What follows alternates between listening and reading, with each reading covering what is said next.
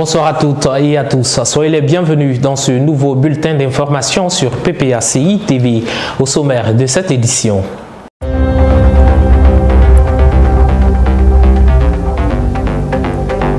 Tournée de remerciements et de gratitude aux femmes. L'épouse du président Laurent Gbagbo était dans les communes de Koumassi et Cocody.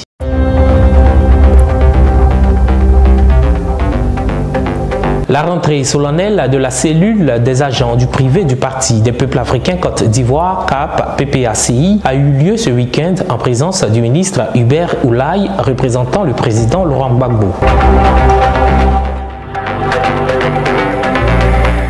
Toujours en tournée de remerciements aux femmes dans les fédérations de Trècheville, Koumassi, Marcory, Cocody et Bingerville, Mme Nadiane Gbagbo a invité les femmes de ces 5 communes à plus d'engagement envers la candidature du président Laurent Gbagbo en 2025.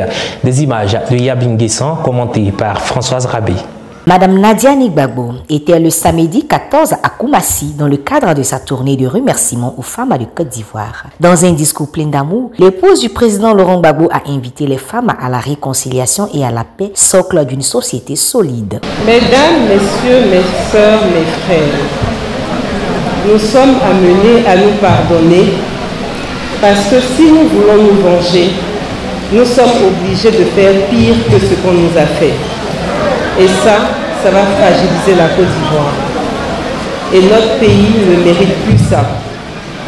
En parlant et en dédommageant les victimes des crises successives que la Côte d'Ivoire a connues, le président Laurent Gbagbo espère que nous parviendrons au pardon mutuel.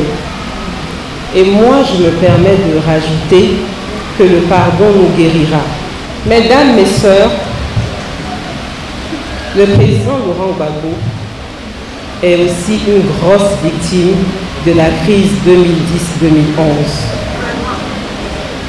Malgré toutes les injustices, malgré toutes les humiliations qu'il a subies, notre chef a déjà pardonné à tout le monde sans exception.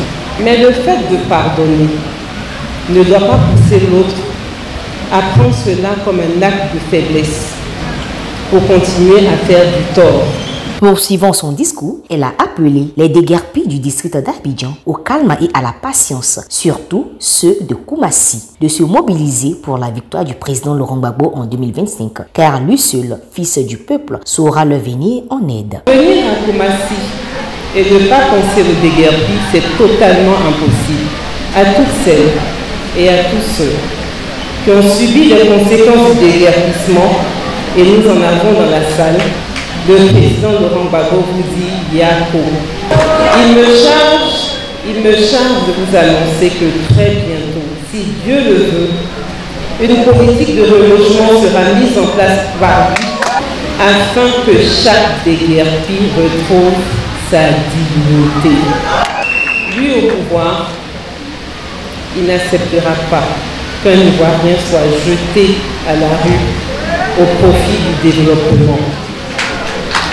Parce que pour lui, l'enfant de pauvre, parce que pour lui, qui a dû dormir au marché de Trècheville, parce qu'il n'avait aucun endroit où aller à son arrivée à Abidjan, il sait ce que c'est que de ne pas avoir de droit.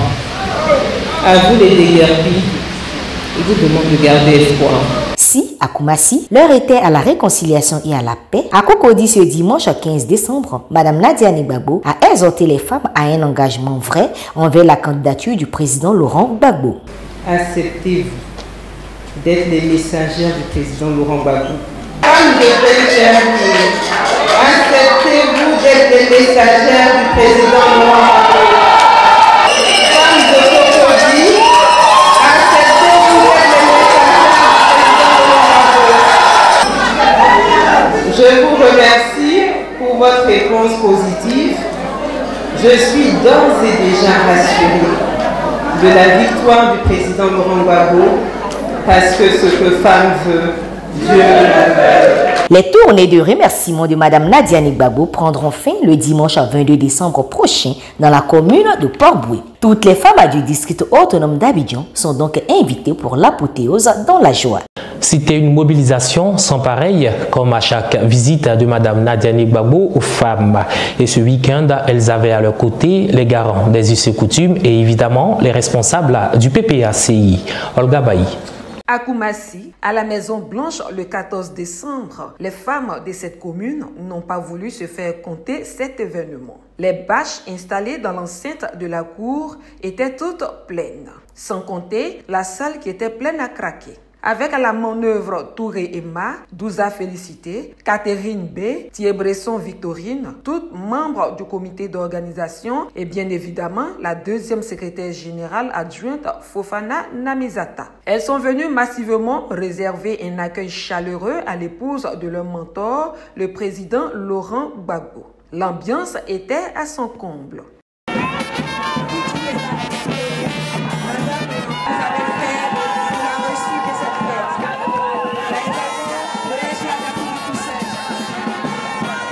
Un moment de pur bonheur avec l'invité du jour. Avec Bizoma Fabrice, François Kinsi et Serge Kassi, les femmes ont démontré leur savoir-faire en matière de danse. Le dimanche 15 décembre, même ferveur avec les femmes des communes de Cocody et Bingerville à l'espace Dream Espace dans la commune de Cocody, lieu de la cérémonie et commune de résidence du couple Laurent Gbagbo, a refusé du monde et les femmes n'ont pas failli. Elles se sont mobilisées comme un seul homme pour accueillir Mme Nadiani Gbagbo dans une salle archi-comble. Les responsables du parti résidant des deux communes, eux aussi, étaient en grand nombre. Les membres du comité d'organisation ont marqué leur présence. Tous étaient présents pour communier avec les femmes, toujours avec les artistes volontaires.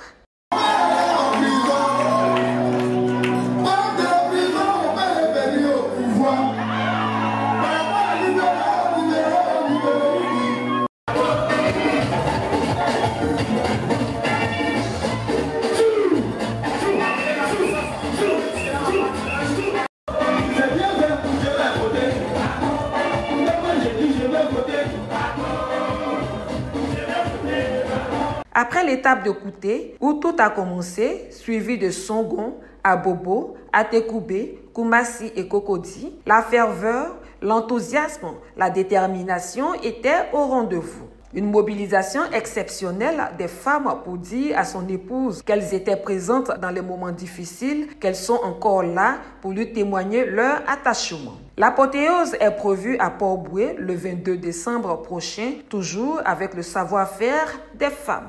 Placé sous le haut parrainage du président Laurent Gbagbo, représenté par le deuxième vice-président Hubert Oulaye, la rentrée solennelle de la cellule des agents du privé du Parti des peuples africains Côte d'Ivoire, CAP PPACI, s'est tenue le samedi 14 décembre au siège du parti, avec pour thème CAP PPACI, un outil de mobilisation pour la victoire du président Laurent Gbagbo à l'élection présidentielle de 2025. Plus de détails avec Olga Bailly. C'est une occasion pour le secrétaire national Baye Dassi Thierry de présenter son bureau à la haute direction du parti. Après les mots de bienvenue du comité d'organisation, le secrétaire national de la CAP PPACI Thierry Baye situe le cadre de la rencontre du jour. Pour lui, cette cérémonie relève d'une importance capitale. C'est un engagement indéfectible de la CAP PPACI vis-à-vis du parti, son président, le président Laurent Gbagbo. Car selon lui, les PME sont dans une souffrance indescriptible. Regardons la réalité en face. Nos PME suffoquent. Elles sont prisonnières d'un système monstrueux, de détournement systémique, de surendettement, de pression fiscale qui mange les chairs vives de notre économie nationale. Chaque jour, un entrepreneur ivoirien, formel comme informel, meurt un peu plus écrasé par des mécanismes bureaucratiques conçus pour le décourager, le marginaliser, l'asphyxier. Pour Thierry Baye, les choses doivent changer. Pour dire que le président Laurent Gbagbo peut compter sur nous, nous le prouvons à travers cette mobilisation exceptionnelle. Nous n'avons plus le droit de faillir. Notre mission est claire et multidimensionnelle. Nous ne sommes pas simplement une structure politique, mais un instrument stratégique de changement. Nos objectifs dépassent les enjeux électoraux immédiats pour embrasser une vision de transformation économique et de développement national. À sa suite, intervient le représentant du parrain, l'honorable Hubert Oulaï, qui investit le bureau. Camarades en scène, nous vous investissons.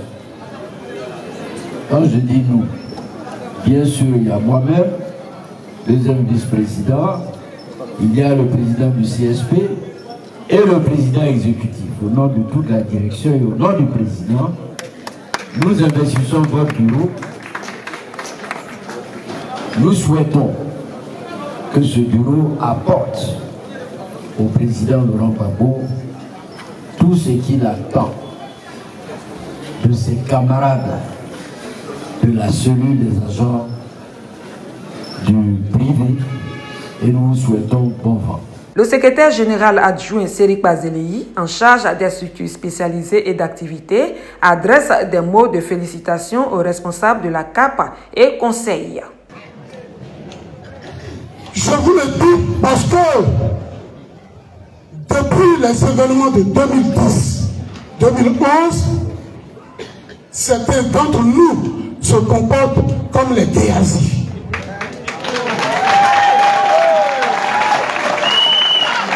Certains d'entre nous se comportent comme les Géazis.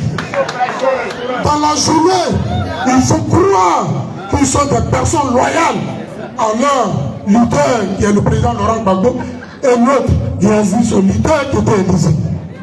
Mais derrière le président Laurent Gbagbo, derrière la souffrance des Ivoiriens, ils s'en vont baptiser avec les ennemis de la Côte d'Ivoire. Et nous supplions toute la Côte d'Ivoire de ne pas se comporter comme Géazi. Quant au président exécutif, le ministre Sébastien Dano Djedje, il salue le secrétaire national pour la mobilisation exceptionnelle. Donc Bayer, bien sûr, moi je ne le connaissais pas du tout. Il est allé à ces élections, il a gagné. Il a gagné. Il a gagné. Et je vais profiter de cette occasion pour les féliciter aujourd'hui, personnellement. Félicitations à toi, garçon. Félicitations, président. Félicitations, secrétaire national. Voilà comment je marche. Celui qui ne sait pas comment je marche, il dirait ce qu'il veut, mais moi je marche. Et je continue mon chemin. Chargé du programme du gouvernement, le président du conseil stratégique, Dr Justin Kassinankone, a exprimé sa satisfaction pour la vision de la CAP PPACI. Notre rôle, c'est de t'accompagner et nous allons nous accompagner parce que c'est ensemble que le 20 en octobre 2025, nous allons accompagner le président Laurent Gbagbo à la place où nous n'aurons jamais quitté. Parce qu'il faut absolument que ce qui constitue notre budget, une partie de ce budget-là, puisse redescendre directement et toucher nos populations. Une première rentrée solennelle qui a tenu toutes ses promesses. La Ligue des femmes était en tournée dans la région du Bas-Sassandra les 12, 13 et 14 décembre 2024. Hormis les rencontres, la présidente de la Ligue a animé 2 meetings à Tabou et à Grand-Bérébi. Les détails dans ce reportage de la rédaction. C'est dans une ambiance conviviale que les femmes de Tabou et de Grand-Bérébi dans la région du Bas-Sassandra ont accueilli Cyril Oumar Hortense et sa délégation venus dans le cadre de leur tournée d'information et de remobilisation. Cette deuxième et troisième étape de cette tournée dans la région de San Pedro a réuni des centaines de femmes et de responsables politiques du PPACI. Je vous dis, Akwaba, Anéouyo, soyez les bienvenus.